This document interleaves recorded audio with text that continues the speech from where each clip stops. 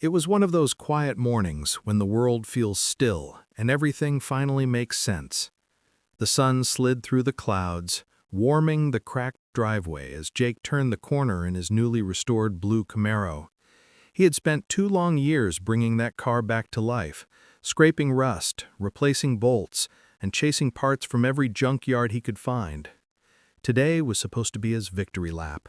He was home, at peace, and proud of what he'd built with his own 2 hands. But peace doesn't last long in a neighborhood ruled by an HOA president with too much time and too little kindness. As the garage door lifted, the sound of the motor echoed across the cul-de-sac. From the corner house, Mrs. Keller appeared like she had been waiting for something to go wrong. Her face was sharp, her voice louder than it needed to be. "That's not your car!" she shouted. "I just saw that one listed on a stolen vehicle alert." Jake froze, hands still on the steering wheel. For a second, he thought she might be joking. She wasn't. Within moments, her phone was in the air, her voice rising as she called 911, right there in front of half the neighborhood. Jake stepped out slowly, trying to stay calm. "Ma'am, this is my car," he said softly. "I've owned it for years." She glared back, shaking her head. "Don't lie to me. I know what I saw."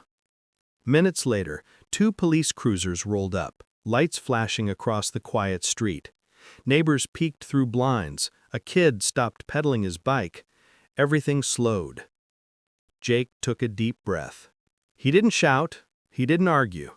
He just opened his glove box, pulled out the title, registration, and the insurance papers he'd saved for this very day. The officers looked over the documents, checked the VIN, and confirmed the truth. It was his car. The officer handed the papers back. "You're good to go, sir. Sorry for the trouble." Jake nodded. "No problem, officer. You're just doing your job." But when he glanced at Mrs. Keller, she couldn't meet her eyes. She crossed her arms, muttered something about neighborhood safety, and stormed back to her porch. The crowd watching from windows quickly disappeared. Jake stood there in silence, the garage door half open, the engine still ticking softly. That same driveway, where he once felt safe, now felt like a stage for someone else's judgment. He parked the Camaro, turned off the ignition, and just sat there. The adrenaline was gone, replaced with a cold mix of disbelief and quiet anger. It wasn't just about the car anymore. It was about being treated like he didn't belong in his own neighborhood. Later that night, while most people slept, Jake replayed the moment in his head. The flashing lights, the shouting, the way his stomach twisted when the police pulled in. He wasn't mad at them. They had been professional. But he couldn't shake the feeling that this wasn't over. People like Mrs. Keller didn't apologize. They doubled down. They looked for new ways to make you small. And in a community where she ran the HOA, that meant she had power, too much of it. Jake poured himself a glass of water and stared out the kitchen window. The street looked peaceful again. The same street where he had helped mow lawns for his elderly neighbor, waved to kids on bikes, and fixed a broken mailbox last spring. All of it suddenly felt different, colder, smaller. He wasn't the kind of man who looked for fights, but he also wasn't someone who ran away from them. His father had always told him, when people try to take your peace, protect it, not with anger, but with proof. That night, Jake made a quiet decision. No shouting, no drama, just patience. If Mrs. Keller wanted to play by the rules, he'd learn every rule in that book. If she wanted a war of letters, he'd keep every word. He didn't know yet what he was walking into. He didn't know that behind those HOA rules lay something much bigger, something dirty, hidden, and dangerous to the whole neighborhood. But as he stood there in the stillness of his own home, Jake smiled faintly, the kind of smile that says, "I'm not afraid of the truth." Because deep down, he already knew the 911 call wasn't just a mistake. It was the start of something, and whatever came next, he was ready for it. A week passed since the 911 call, but the silence that followed didn't feel peaceful. It felt heavy, like the quiet before another storm. Jake spent his mornings fixing the last bits of the Camaro, washing off fingerprints from that humiliating day. He thought maybe things would settle down. Maybe Mrs. Keller had embarrassed herself enough to stay quiet. He was wrong. On Thursday afternoon, a thick white envelope sat in his mailbox. No return address, just bold letters that said HOA notice. He opened it on the porch, expecting some formality, maybe a welcome message. Instead, the first line made him laugh under his breath. Your garage door is in violation of community standards. He stared at it for a second, then looked up at the row of houses around him, each one painted the same soft beige with white trim. His garage door matched them perfectly. The letter went on to say his restored car was unsightly and should not be visible from the street. Jake folded the paper neatly and smiled. So this is how it's going to be, he whispered. That night he put the letter in a folder and labeled it HOA, evidence. He wasn't angry, not yet, just curious. Curious how far she'd go. Over the next few days, more letters came, each stranger than the last.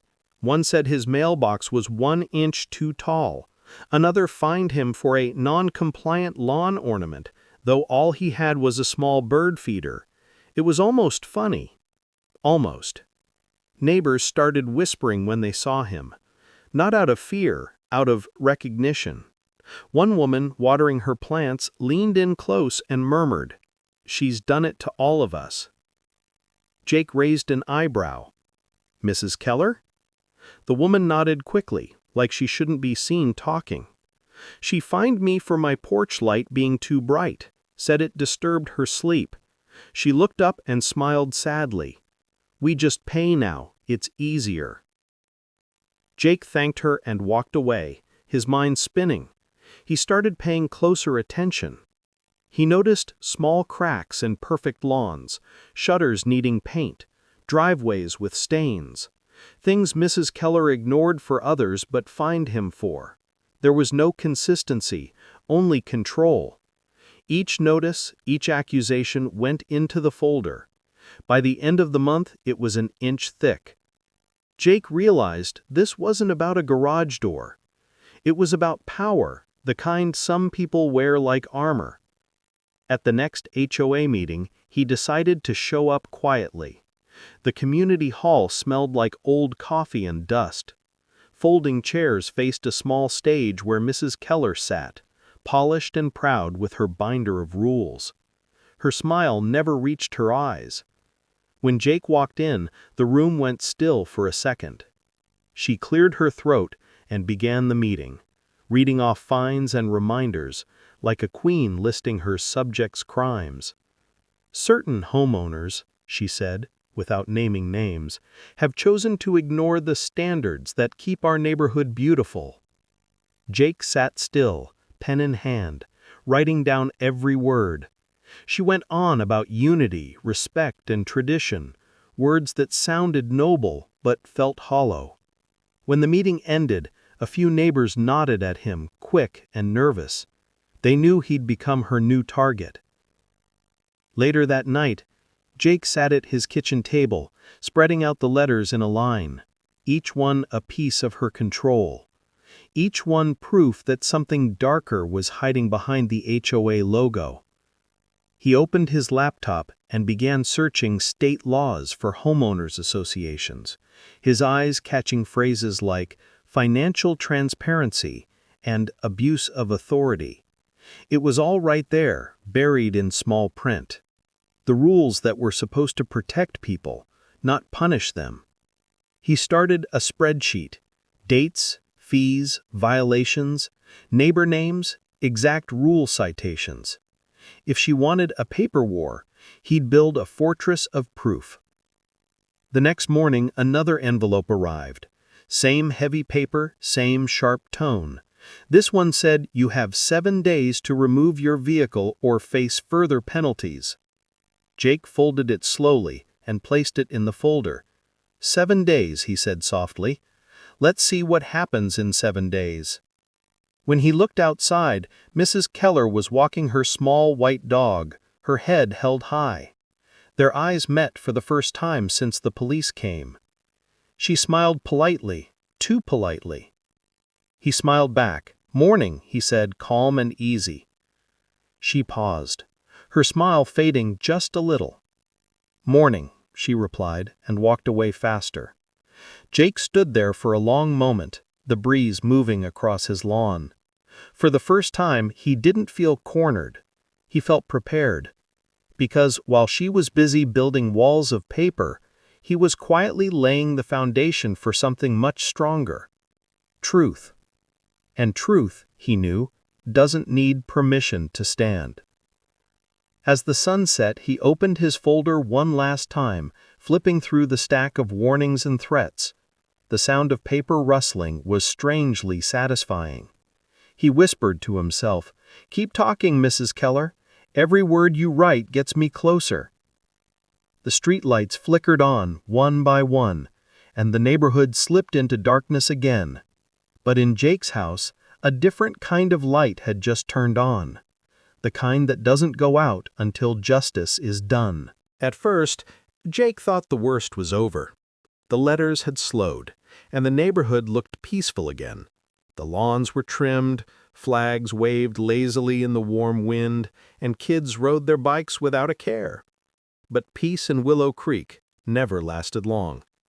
Not when someone like Mrs. Keller needed control more than air. It started small. One morning, Jake stepped outside and saw 3 shiny nails glinting in his driveway, perfectly lined up, just where his tires would roll. He picked them up, turning them over in his palm. They were brand new, not the kind that fall by accident. He didn't say anything. He just threw them away and went on with his day. But the next morning, there were more. Then came the oil. Thick black streaks under his car, dripping into the concrete like a warning. It wasn't an old leak. Jake knew his car too well for that. Someone had poured it there. Deliberate, messy, childish. He cleaned it up quietly, but inside, something was changing. He felt the slow burn of anger starting to build. Not the kind that explodes, but the kind that plans. A few days later, a note appeared on his porch. It was written in shaky handwriting. "Maybe you should move before things get ugly." He stood there reading it for a long time, his fingers tightening around the paper. Mrs. Keller waved as she walked by with her little dog. Her smile polite and fake as frosting. "Beautiful day, isn't it?" Jake nodded. "Sure is." She kept walking, the leash tight in her hand. The smile didn't reach her eyes. That night, Jake bought a set of security cameras.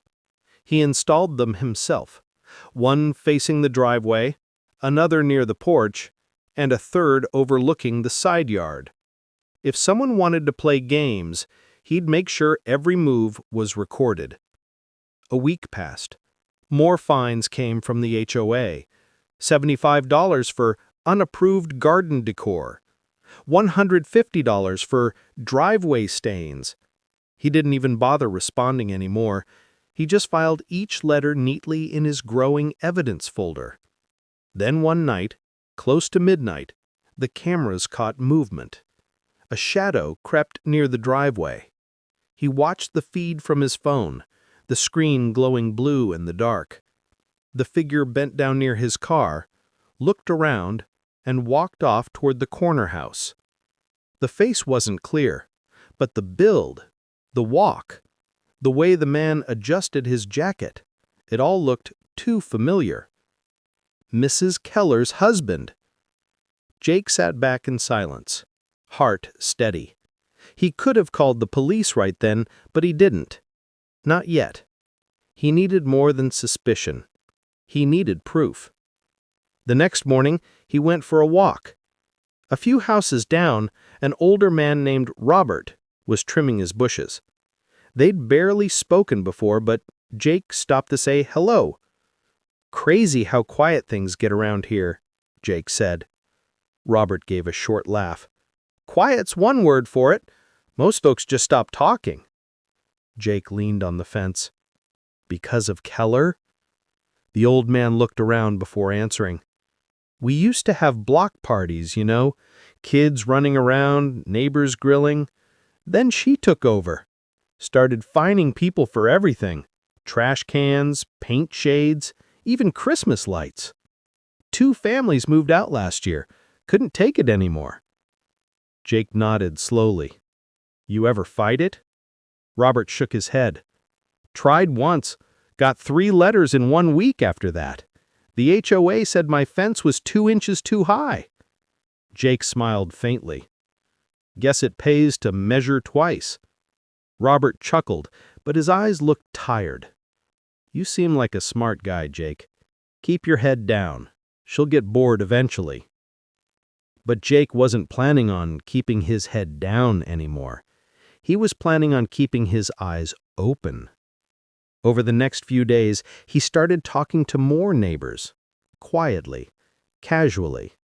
A single mom who'd been fined for a toy left in her yard.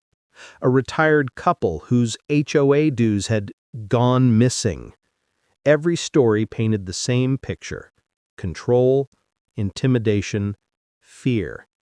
It wasn't just him anymore. It never had been. Every person on that street was paying the price of someone else's power trip. That night, Jake sat at his kitchen table, lights dim, laptop open. The folder of letters lay beside him, thick and heavy. He opened a new document and started typing. Each neighbor's name, each fine, each date. He wasn't just building a record anymore. He was building a case. Outside, the wind rattled the trees. Somewhere in the distance, a dog barked once, then fell silent. Jake looked at the camera feed again. The street was empty, calm, pretending to sleep, but under that calm, something ugly was moving. Mrs. Keller still smiled during the day, still waved to everyone like she was their protector, but now Jake knew better. She wasn't protecting anyone. She was running a kingdom made of fear, hidden behind bylaws and fake smiles. He leaned back, watching the camera glow in the dark. He muttered quietly, "Keep walking by my house. You'll walk right into your own mess soon." For the first time since moving there, Jake didn't feel like a victim. He felt like a man with purpose. The camera blinked once, recording the empty street. He closed his laptop, exhaled slowly, and whispered, "It's not just about me anymore." Because now, it wasn't. It was about every homeowner who'd been pushed out, every family she'd scared, every life she'd made smaller. And Jake knew one thing for certain. He wasn't done collecting proof. He was just getting started. By the time the leaves began to turn, the neighborhood had changed. The laughter that once floated across driveways was gone, replaced by whispers that stopped when certain doors opened.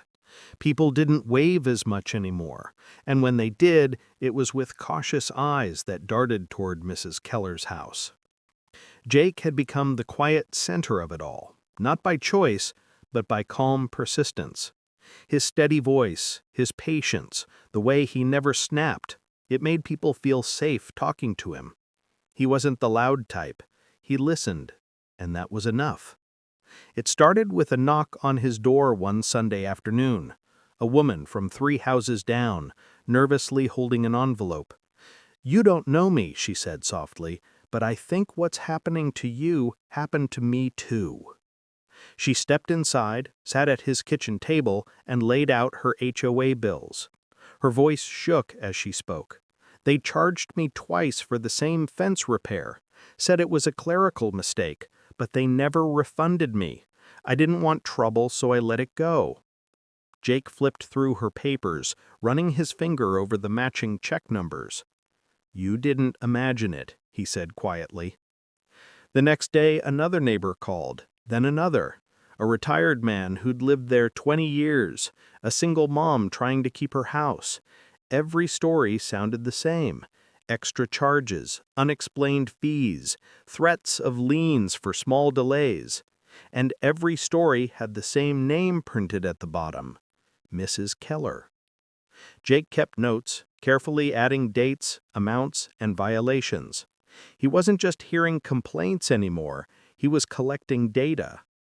Then came the story that changed everything. A neighbor named Paula mentioned that all the HOA's repairs, painting fences, fixing gates, trimming hedges, were handled by the same small company. A company registered under a man named David Keller, Mrs. Keller's husband. Jake leaned back in his chair, the air in the room suddenly heavier. She's paying her own family to do the work? Paula nodded, and charging double for it. That night, Jake couldn't sleep. The sound of sprinklers outside reminded him of ticking clocks. He sat at his desk piecing the puzzle together: the fines, the fear, the fake repairs. It wasn't just harassment anymore. It was theft, hidden behind paperwork and polite smiles. The next day, Jake sent a few quiet texts. Nothing dramatic, just a short message: "If you've had problems with the HOA, come by my garage tonight." 6 people showed up. They came one by one, cautious, checking the street before walking in. Jake had cleared the workbench and made coffee. No one said much at first, then the stories started flowing. One man held up his phone, showing an HOA invoice for community light replacement, something that never happened. Another woman pulled out emails showing late fees that didn't make sense. Jake spread it all out across the table like a crime board. "Look at the dates," he said. "Every fake repair, every extra fee, it all traces back to the same account." They all stared at the papers, the silence turning from fear to anger. A neighbor whispered, "What do we do?" Jake looked around the room. "We do what they don't expect. We stay calm, we stay quiet, and we get proof." That night they formed a small group chat on their phones. They called it Homeowners United. It sounded simple, but it was the start of something powerful. They shared screenshots, scanned letters, even photos of supposed repairs. Each upload made the pattern clearer. The HOA wasn't protecting the neighborhood, it was draining it. Within a week, their group had grown to 12. People who'd never spoken before now shared everything. A retired teacher found her old HOA payment slips, 3 months of maintenance fees that had gone to an unknown account. Another neighbor discovered that his fine for tree trimming matched the cost of a landscaping bill charged to the HOA. Jake printed everything, stacked it neatly in the binder, and labeled it Financial Patterns. He didn't have to say the word fraud. Everyone already knew it. At the next HOA meeting, Mrs. Keller sat in her usual chair, pearls shining under the flickering lights. She smiled her usual perfect smile and called the meeting to order. But Jake noticed it now, the small twitch at the corner of her mouth when she mentioned financial transparency. He stayed quiet, taking notes. Around the room, a few of the people from Homeowners United sat too, pretending to listen, watching closely. They were no longer afraid. They were studying her. After the meeting, she approached Jake with that same sugary tone. "You've been attending a lot of meetings lately," she said, half smiling. "Just doing my part," Jake replied calmly. She tilted her head. "Good. We need more people who care about the community." "Oh, I care," he said softly. "You'll see how much." That night, he opened the group chat again. More documents were waiting. Bank slips, screenshots, even a photo of a repair check made out to DK Maintenance, the same initials. Every piece of evidence told the same story. Mrs. Keller was stealing from the very people she was supposed to serve. Jake scrolled through the chat, heart steady but mind racing. It was bigger than any one homeowner's fight now. This wasn't just HOA abuse, it was embezzlement. He stared at the growing pile of proof on his desk, the light from the street lamps cutting through the blinds. For the first time, he realized what they had built together wasn't just a group, it was a movement. And Mrs. Keller had no idea how close they were. Jake leaned back in his chair, exhaling slowly. "She wanted control," he said under his breath. "Now we control the truth." Outside, the night was quiet again, too quiet. But in the houses lining that cul-de-sac, phones buzzed softly, one after another. Screens lighting up, messages sent, screenshots saved. The whispers had turned into something stronger. They weren't just whispering anymore. They were planning. By November, the air in Willow Creek had turned cold, and so had the smiles. Every morning, Jake could feel the tension under the surface of the neighborhood, the quick looks, the short waves, the feeling that something was about to crack. But he stayed calm. He always did. He had learned that anger burned fast, but patience lasted longer. The whispers from Homeowners United were getting louder. Every new message in the group chat added another piece to the puzzle, but Jake knew talk wasn't enough anymore. Words could be denied, proof couldn't. He wanted the records, the real ones. Under state law, every homeowner had the right to see how their HOA money was being used. That meant budgets, invoices, and account statements. Simple transparency, something Mrs. Keller always bragged about in her speeches. So, one morning, Jake sent an email. "As a member in good standing, I'd like to review the HOA's financial reports for the last 3 years. No threats, no anger, just polite words." Days passed, no reply. He sent a follow-up, then another. Finally, after a week, she responded, "The files are under review and currently unavailable." Jake smiled when he read it. That was the first real sign that he was on the right track. People who had nothing to hide didn't delay, they delivered. The next week, she tried a different excuse. Some documents were misplaced during a recent transition. Misplaced. Convenient word. He printed every email and added them to his growing binder. The pattern was clear. She was stalling. So Jake switched tactics. He called an old friend from college, Ben, an accountant who'd helped small towns track missing funds before. "Can you help me rebuild a budget?" Jake asked. Ben chuckled. "You planning to run for HOA president or something?" "Not exactly, just looking for truth," Jake said. Ben agreed to help. Together, they started piecing it together using public scraps, old newsletters, posted meeting minutes, and even archived web pages. Each newsletter listed vague expenses like community maintenance, $12,300, landscape renewal, $8,900, security upgrade, $15,000. But when they compared those numbers to bank payment logs the HOA had mailed out years ago, things didn't line up. Some expenses repeated under different names. Some had no supporting vendor listed at all. Ben leaned back in his chair. Either this is sloppy bookkeeping, or someone's running a side business. Jake didn't say anything. He already knew which one it was. After 2 weeks of late nights, they finally had the full picture. The total HOA revenue over 3 years, $410,000. Documented repairs and maintenance, about $285,000. Unaccounted funds, $125,000. Jake stared at the number for a long time. That kind of money didn't just vanish, it moved somewhere.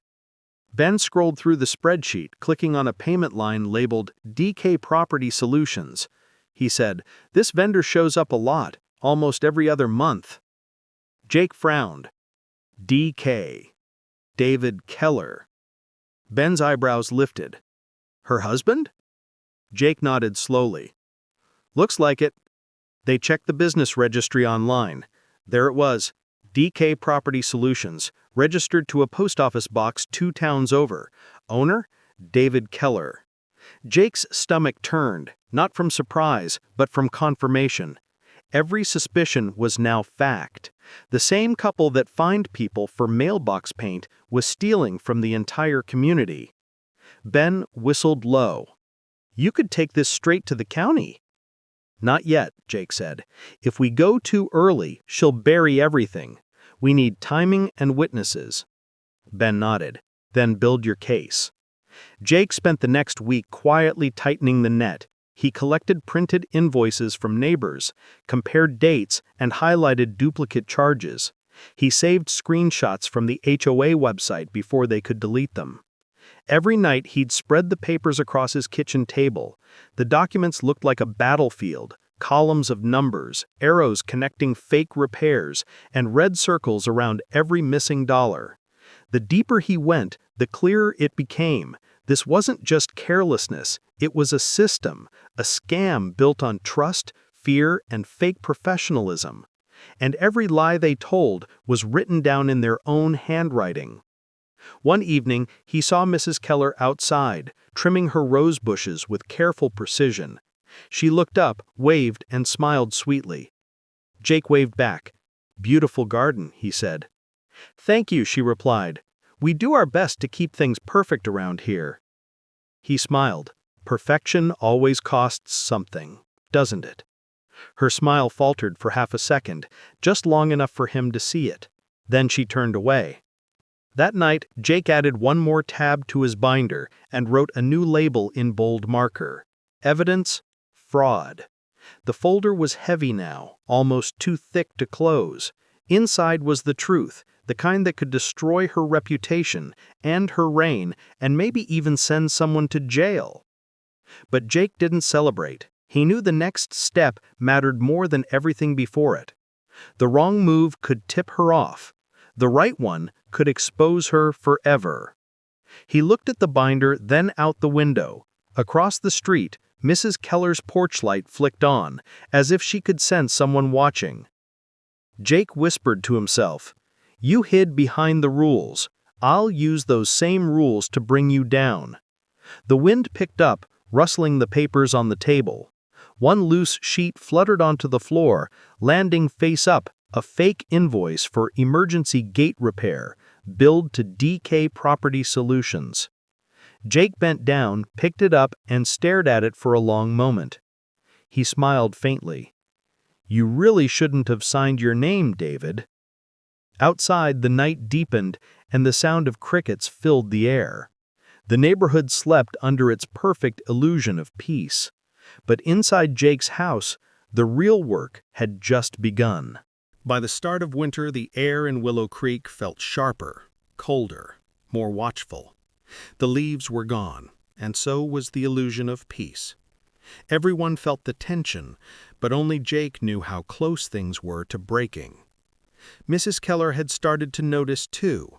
She could feel the shift in the air, the way neighbors whispered now, the way Jake no longer avoided her. She wasn't used to being watched. She was used to controlling the story. So she fought back the only way she knew how: paper and power. It started with a letter from the HOA, thicker than the usual ones. Inside was a list of violations longer than anything Jake had ever seen. Your vehicle must be removed from view within 10 days. Your house color does not meet current neighborhood standards. Immediate repainting required. He sat at the kitchen table reading the words over and over. Each line was designed to push him, to make him angry, to make him break. He didn't. He just smiled, folded the paper, and placed it in his binder under the tab marked Retaliation. 2 days later, another envelope came. This one said the HOA board would be voting on whether to fine him $5,000 for continued non-compliance. Jake let out a quiet laugh. $5,000 for a car in a driveway, he said to himself. That's desperation. At the next HOA meeting, Mrs. Keller's tone had changed. She wasn't pretending anymore. Her smiles were thinner now, her words sharper. She stood at the podium, talking about community standards and respect, but her eyes kept drifting toward Jake. He sat in the back row, calm as ever, taking notes. He recorded the entire meeting from his phone, a small red light blinking softly from his jacket pocket. When the vote came up, several neighbors looked uneasy. One man cleared his throat and asked, "Are we really fining him $5,000 over paint?" Mrs. Keller's jaw tightened. Rules are rules. Jake raised his hand slightly. "Can I ask something?" Her lips pressed together. "Go ahead." "If the HOA wants to keep the neighborhood beautiful, shouldn't the rules apply to everyone?" He pulled out a printed photo, the Keller's fence, rotting and chipped, a clear violation of her own guidelines. A few people chuckled quietly. Someone coughed to hide a laugh. Mrs. Keller's face flushed. "That's irrelevant," she snapped. "We'll move on." Jake nodded, saying nothing more.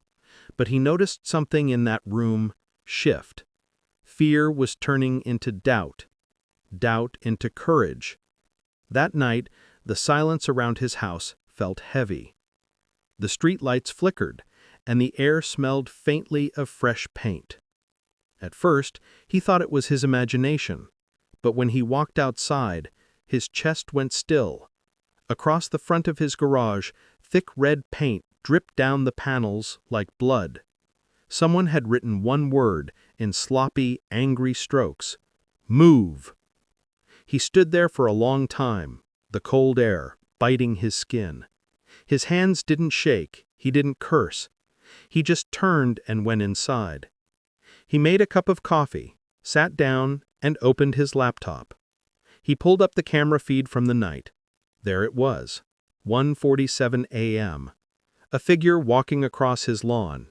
Small frame, short hair, a long coat. The figure turned, looked around, and lifted a paint can. The porch light caught her face for just 1 second. It was Mrs. Keller. He paused the video. The moment was clear, undeniable. He took a slow breath, exhaled, and whispered, "That'll do." By morning, the paint had dried. Neighbors slowed down when they drove by, staring at the bright red letters. Jake didn't hide it. He wanted people to see. He loaded his binder into the passenger seat of his Camaro. Letters, invoices, screenshots, meeting notes, and now the final piece, the video. The engine started with a low rumble, smooth and steady. He drove to the county sheriff's office. Inside, a deputy greeted him. "Can I help you, sir?" Jake placed the binder on the counter. "Yes," he said calmly. "I'd like to report ongoing harassment and suspected embezzlement by my homeowners association." The deputy raised an eyebrow. "That's a lot." Jake smiled slightly. "It is, but I've got everything you'll need." He opened the binder, flipping through each tab: fines, retaliation, financial proof, video evidence.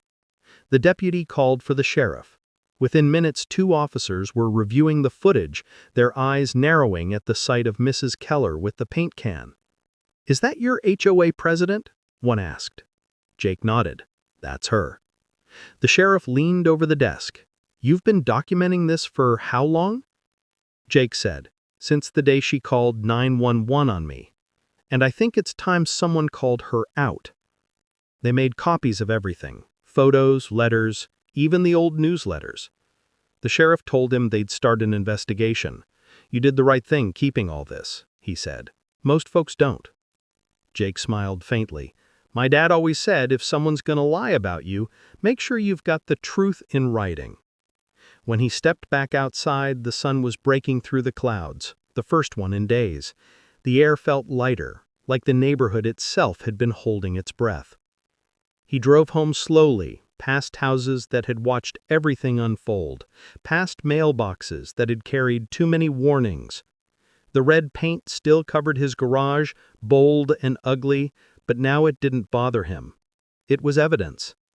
He parked, got out, and looked at the smear of color one more time. "You wanted to leave a message," he whispered. "Well, so did I." He pulled out his phone and snapped a photo.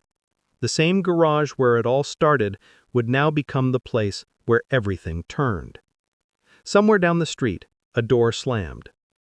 Maybe hers, maybe not. He didn't look. He didn't need to. He already knew she'd just crossed the line she could never come back from. And this time, he wasn't on the defense. When Jake handed over the binder, he thought it would take weeks before anything happened. But the sheriff didn't treat it like another neighborhood dispute. He saw the size of that folder, the clean order of it, and the calm man behind it, and he knew there was more to this than a petty HOA fight. Within days, the investigation began. Deputies started visiting homes, quietly at first. They asked questions, took statements, and collected copies of every letter Mrs. Keller had sent. One officer told Jake, "I've seen HOA problems before, but nothing like this." Jake didn't gloat. He didn't even smile. He just said, "Wait until you see the books." When the county auditor got involved, the real cracks began to show. The HOA's bank account was a mess. Numbers that didn't add up, checks written to businesses that didn't exist, invoices with forged signatures. Some payments went to a company called DK Property Solutions. Others went to an address that traced right back to Mrs. Keller's post office box. One investigator shook his head. They didn't even try to hide it. The news traveled faster than anyone expected. Word spread from one neighbor to the next, from driveways to coffee shops, until it reached the local paper. A small headline appeared in the weekend edition, "County investigates HOA for financial misconduct." The photo under it showed the Willow Creek sign, fresh paint, perfect flowers, just like Mrs. Keller always bragged about. Neighbors who once stayed silent began knocking on Jake's door. They brought their own stories, their own proof. Late fees they never owed, repairs they'd already paid for. People who'd moved away started calling too, saying they'd suspected something for years. Jake made copies of everything and sent it straight to the sheriff's office. Every voice added weight to the case. Every story pulled one more brick out of the wall Mrs. Keller had built. Meanwhile, Mrs. Keller tried to play it cool. She sent out a community update email claiming the accusations were false, that it was all a misunderstanding. She said certain people were trying to damage the HOA's good name. Jake read it once, then printed it and added it to the binder. "You're still writing my story for me," he muttered. But the pressure was building. Investigators found that the HOA's security system upgrade never happened. The $15,000 payment for it deposited into David Keller's personal account. The new landscaping project, never approved, never completed. The receipts were fakes, copied from old invoices and edited with new dates. The sheriff called Jake in again. "You're right," he said. "Everywhere we look, we find more." Jake nodded. "She made one mistake." "What's that?" the sheriff asked. "She thought fear would keep people quiet." It didn't. By the end of the month, the HOA board began to crumble. One member resigned, saying he had no idea what was going on. Another claimed he was just following orders. Jake knew they were all scrambling to save themselves. The meetings stopped. The newsletters disappeared. The HOA's official phone number went unanswered. And still, the investigation grew. Reporters started showing up near the neighborhood sign. TV crews asked neighbors for comments. Some declined, others didn't hold back. One man said on camera, "She ruined this place. We all knew something was off, but we didn't have the guts to speak up until Jake did." Jake stayed out of the spotlight. He didn't want to be a hero. He just wanted the truth to finish what it started. Late one night, he was sitting at his kitchen table when his phone buzzed. It was Ben, the accountant. "You might want to check the county website," Ben said. "They just released the audit report." Jake opened it. Page after page detailed how the HOA funds had been misused. Over $120,000 gone, with clear trails leading back to Mrs. Keller and her husband. He read every line carefully, then leaned back in his chair, breathing out slowly. "There it is," he said softly, "in black and white." The next morning, patrol cars were parked at the entrance of Willow Creek. Officers were collecting boxes from the HOA office. Neighbors gathered on lawns, pretending not to stare. Someone whispered, "They're taking everything." Mrs. Keller tried to talk to the officers, waving papers and shouting that it was all a mistake, but the look on her face said otherwise. It wasn't confidence anymore, it was panic. Jake watched from his porch, arms folded. He didn't feel joy. Not yet. Just relief. This all started because she called 911 on him for opening his own garage. Now it was her turn to answer questions she couldn't escape. That evening, an officer came by to update him. "It's official," he said. "Forgery, embezzlement, misuse of funds. It's all in the report. We'll be moving forward." Jake nodded slowly. "Thank you, Sheriff." The man smiled. "You did most of the work yourself." After he left, Jake walked outside. The sun was setting behind the rows of perfect houses. For the first time in months, he felt something close to peace. But he knew it wasn't over. Not until every dollar was accounted for, every lie exposed. He looked at his garage door, the same one that started it all. The red paint had been scrubbed away, but in his mind he could still see it. The word move. He smiled faintly. "I'm not going anywhere," he whispered. Across the street, Mrs. Keller's porch light flicked on. Jake turned, heading back in. "Let it shine," he said under his breath. "The brighter it gets, the easier it'll be to see the truth." Inside his home, the binder sat closed on the table, thick, heavy, and complete. Tomorrow, he knew, would bring headlines, arrests, maybe even court dates, but tonight all he felt was quiet satisfaction. Because for the first time, the lies were being measured, not in fear, but in evidence. And for Mrs. Keller, that truth was heavier than any fine she had ever written. A month can feel like a lifetime when you're waiting for justice. For Jake, it passed slowly, one sunrise after another over the quiet street of Willow Creek. The neighborhood looked peaceful again, but he could feel the shift in the air. Doors that had once stayed shut were open now. Neighbors who used to look down waved when they saw him. Fear was fading, replaced by something new. Hope. Then one morning, the calm broke. Jake was fixing a loose shutter when he heard the sound of engines, 3 police cruisers turning onto the street. They stopped in front of Mrs. Keller's house. For a second, the neighborhood froze. Curtains moved, dogs stopped barking. Everyone knew what this was. The officers stepped out, calm and professional. They walked up her driveway, knocked once, and waited. Mrs. Keller opened the door in her usual pressed blouse and pearls, trying to smile like nothing was wrong. But when she saw the badges, the smile cracked. Jake stood on his porch, silent, watching. They spoke for a moment, too quiet to hear. Then she shook her head fast, talking with her hands, trying to explain something. The officers didn't argue. They handed her a paper. She read it, her lips trembling. And then it happened. The same woman who once called 911 on Jake, accusing him of stealing his own car, was now being led away in handcuffs. The neighborhood watched in stunned silence. Some whispered. Some just stood still, unsure what to say.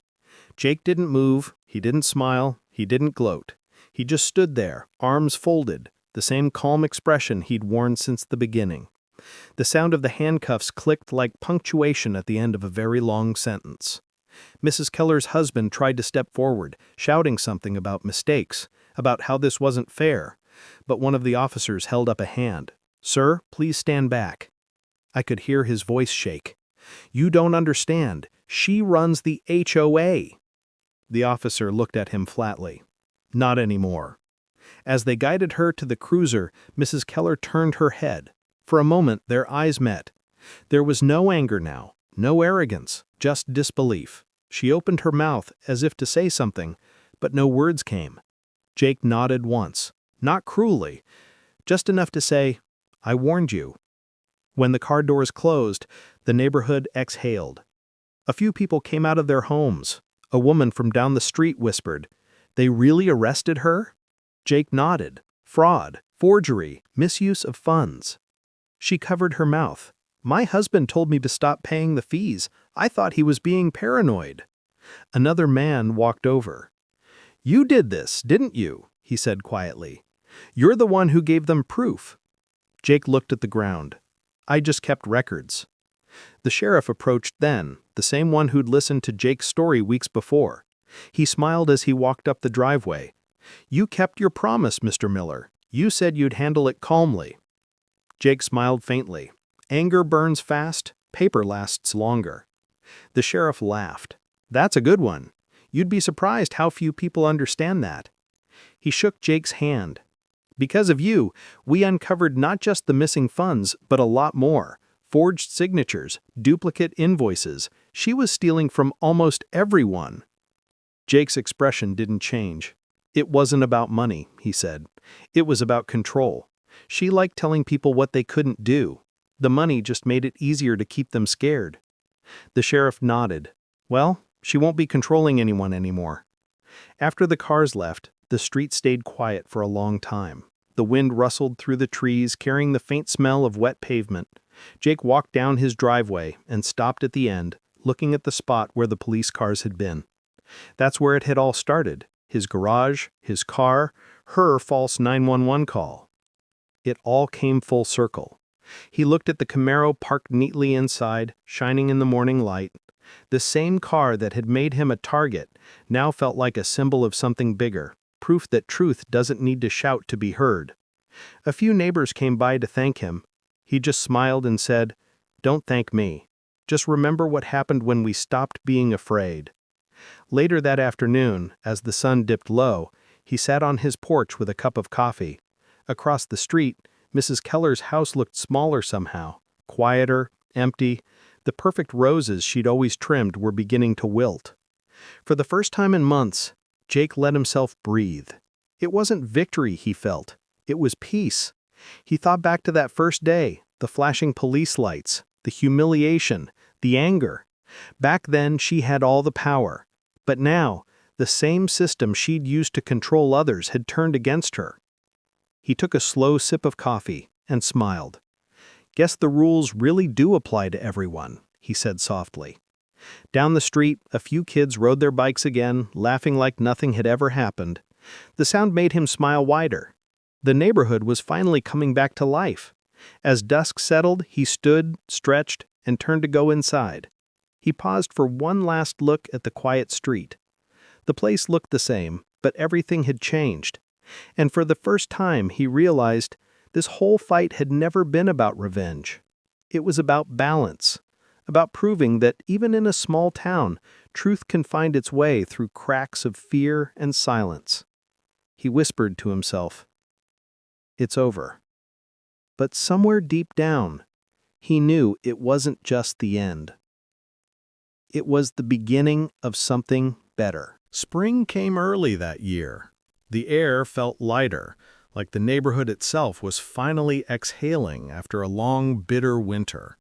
The lawns were green again, the mailboxes were freshly painted, and the sound of kids laughing returned to Willow Creek. For the first time in a long time, the place looked alive. Not perfect, not polished, just alive. The HOA had been taken apart and rebuilt from the ground up. The county ordered new elections, and this time everyone showed up. People who'd stayed silent for years finally raised their hands and voted for change. No more secret budgets, no more surprise fines, no more fear. Jake hadn't planned on joining the new board. He wanted peace, not politics. But when neighbors asked him to help, he couldn't say no. "We need someone who knows what fair looks like," they said. He smiled and agreed as long as it wasn't about control, only balance. The first meeting under the new HOA was held on the same community lawn where Mrs. Keller used to lecture them about rules and colors. But this time, there were folding chairs, coffee cups, and laughter. Jake stood at the front with 3 other volunteers, people he trusted, people who'd lived through the same mess. He cleared his throat. "We're not here to boss anyone around," he said simply. "We're here to make this place feel like home again." There was a quiet clap, then another, and soon the whole group was applauding. They rewrote the bylaws together. No decision could be made by one person alone. Every fine had to be reviewed by the community. Any homeowner could request a financial record, no questions asked. By the end of the week, the rule book was thinner, the tone kinder. People started doing small things they'd once been too scared to do. A young couple planted bright red flowers in their yard. The retired teacher painted her shutters teal. A man who'd been fined for improper holiday decor strung up lights in July just because he could. And no one said a word against it. Jake spent most of his time helping neighbors fix what the old HOA had broken: mailboxes, fences, even trust. It wasn't about rules anymore. It was about rebuilding a community that had forgotten how to smile. One Saturday, a group of volunteers showed up at Jake's driveway with paint cans. "We're fixing that garage door," one of them said, grinning. Jake chuckled. "You don't have to do that." "We know," another replied. "That's why we're doing it." They sanded off the last traces of red paint, the ghost of the word move, and gave it a fresh white coat. Someone added a thin blue stripe across the middle, the same color as Jake's Camaro. When they were done, everyone stood back and admired it. The blue shimmered in the sun, calm and proud. Jake smiled. "Looks better than new." A neighbor laughed. "That car of yours? It's kind of our mascot now." Jake tilted his head. "Mascot?" "Yeah," she said. "Reminds us that patience wins. That sometimes the quiet guy in the garage ends up saving the whole neighborhood." He laughed softly but didn't argue. The Camaro sat in the driveway, polished to perfection, gleaming like a symbol of everything they'd fought for. People waved when they passed by. Kids called it the Freedom Car. Even the sheriff drove by one afternoon, slowing just enough to wave. "Told you paper lasts longer," he shouted through the window. Jake smiled. "You were right about that."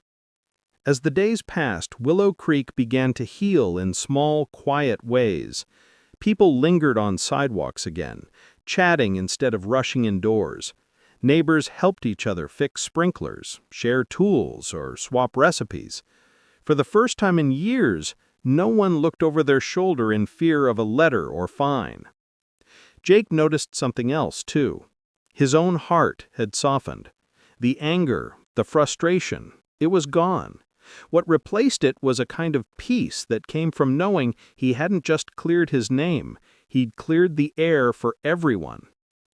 One evening, as the sun sank low, he sat on his porch with a cup of coffee, watching the street glow gold. Across the road, Mrs. Keller's old house was up for sale. The roses she used to trim were overgrown now, wild and beautiful in their own way. He thought about how different everything looked now. Same houses, same trees, but a whole new spirit. A neighbor walking her dog stopped by the sidewalk. "You ever think about moving, Jake?" she asked. He smiled. "No, I think I'm exactly where I'm supposed to be." She nodded. "Feels like a real neighborhood again." "Yeah," he said softly. "It does." As night fell, porch lights flicked on, one by one, like tiny beacons of belonging. The hum of crickets filled the air, and for the first time in a long time, Jake felt completely still inside. He looked at the Camaro one last time before heading in. The car had started it all. Anger, conflict, truth, and months had passed since the storm ended in Willow Creek. The days had grown longer again, filled with sunlight and the sound of children laughing. The neighborhood that once felt tense and divided now hummed with simple, everyday peace, the kind most people never notice until it's gone. Jake sat on his porch one quiet afternoon, a cup of coffee in his hand, watching two kids race their bikes down the street. Their laughter echoed across the lawns, bouncing off the houses that now looked brighter somehow. Every porch had a hanging plant, every mailbox stood straight, and every homeowner waved when they passed. It was hard to believe this was the same place that once lived in fear of fines and letters, the same place where one woman's power had turned neighbors into strangers. The HOA had changed. It wasn't perfect, no community ever was, but it was fair. Meetings were open, budgets were shared, and every homeowner had a voice. The same rules that once punished people now protected them. Jake wasn't in charge anymore. He had served his time on the board, helped rebuild trust, and then stepped back. He liked watching things run smoothly without needing his hand on the wheel. The new members, people who had once been afraid to speak, handled it with care. He looked out at the street and smiled. "Not bad," he whispered, "not bad at all." A few minutes later, his neighbor, Paula, walked by with her dog. She waved. "You ever think about how different things feel now?" Jake chuckled. "Every day. Still gets me sometimes." She laughed. "You did that, you know. You started all this." He shook his head. "No, I just stopped ignoring the truth. The rest took care of itself." When she walked away, Jake leaned back in his chair, the wood creaking beneath him. The same porch where he'd once sat up at night worrying about fines and threats was now just a peaceful place to breathe. The folder sat beside him on the table, the one he still kept, thick with every letter, every photo, every proof. On the front, in plain handwriting, he'd written 3 words: "For the record." Sometimes he'd flip through it, not out of anger, but as a reminder. Proof that even when people lie, cheat, or bully, truth still leaves footprints. You just have to be patient enough to follow them. Every now and then, someone new would move into Willow Creek. They'd hear bits of the story from a friendly neighbor or a curious kid. "You see that man on the porch?" someone would whisper. "He's the reason we don't get those crazy fines anymore." Jake always laughed when he overheard it. "I'm just the guy with a car and too much patience," he'd say. That car, his blue Camaro, still gleamed in the driveway. It had become something of a symbol for the neighborhood. People called it the Freedom Car, a reminder that quiet strength could outlast loud control. Sometimes, late in the evening, Jake would open the garage just to look at it. The smell of clean metal and old engine oil reminded him of how it all began. The false 911 call, the flashing lights, the humiliation of being accused of stealing what was already his. But now he didn't feel bitterness when he remembered it. He felt clarity. Because that one moment of injustice had ripped open everything that was rotten underneath. It had forced the truth into the light. And in the end, it hadn't broken him. It had built something stronger. He remembered the night Mrs. Keller was taken away, the sight of her house in darkness, her roses wilting on the vine. There was no satisfaction in it, really, just peace, because she'd written her own ending long before that day. Jake took another sip of coffee, feeling the cool breeze roll through. A few neighbors were trimming bushes, one family was grilling in the yard, and kids were drawing chalk lines on the sidewalk. Simple, honest life, the kind people fought wars, lawsuits, and HOAs just to protect. He smiled to himself. This was what it was always about. Not revenge, just fairness. A teenager passing by on a skateboard slowed down and pointed towards his porch. "Hey, Mr. Miller, my dad says you're like the legend of Willow Creek." Jake laughed. "Tell my dad I just like paperwork." The boy grinned and rolled off, leaving a faint echo of wheels on concrete. Jake looked up at the sky, soft gold from the setting sun, and thought about how far they'd come. How one act of false accusation, one phone call meant to embarrass him, had exposed years of lies and control. It was strange how life worked. Sometimes justice didn't come fast, sometimes it didn't come easy. But when it finally arrived, it settled deep. He'd learned something through it all, something simple but lasting. You don't fight fire with anger. You fight it with proof, with calm, with patience. Because anger burns out, proof endures. He ran his hand over the folder one more time, feeling the edges of every page, every piece of the story that had brought them here. "For the record," he murmured again, smiling. "Always for the record." The wind picked up, soft and steady, carrying the sound of laughter down the street. Porch lights flicked on one by one, glowing warm against the night. Jake leaned back in his chair, watching the neighborhood he'd helped rebuild, knowing it didn't belong to fear anymore. And somewhere deep down, every person in Willow Creek felt it too. They were finally free.